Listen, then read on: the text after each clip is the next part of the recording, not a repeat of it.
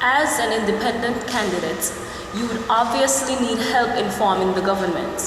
Which of the candidates in the other districts would you consider to have a similar political ideology and vision for Anguilla as you?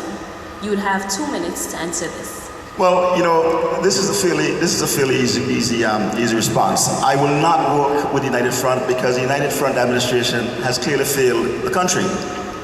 And what we're hoping that we can achieve in Anguilla is to have a situation where the opposition wins all 7 seats across the island, and we for the first time can actually have a national government.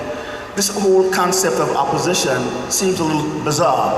You elect people to serve you, and then they're in opposition opposing the government, when all of us should be working towards the common cause of developing Anguilla to be the best place it can be for all of the citizens. So I would sort of like to see a national government comprising of all of the elected opposition members.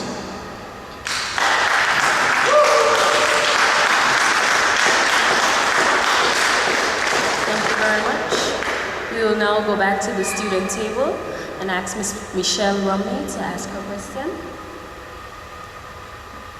Mr. Hodge, as you are no doubt aware, Anguillians are very entrepreneurial. Unfortunately, several Anguillian small businesses have suffered dire losses and even bankruptcy during the recession.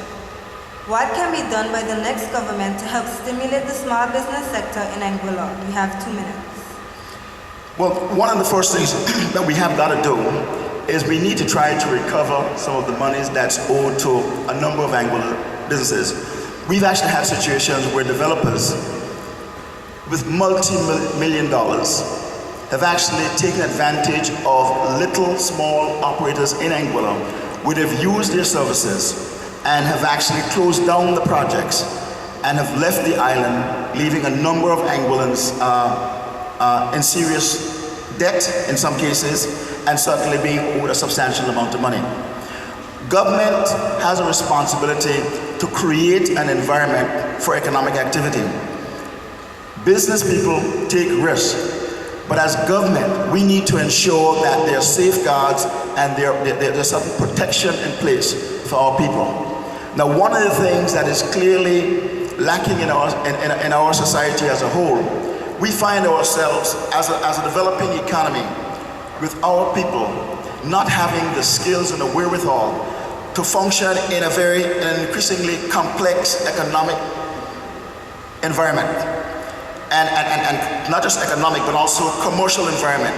And our people have not had the skills and the training and the forthrightness that is required to manage businesses in a complex commercial environment. And as a small, developing society, it is something that we must do. We must have workshops to help small businesses to understand what are the essential skills in running a small business and how you actually establish a working relationship with multinational companies like some of the operators that actually have been working here in Anguilla.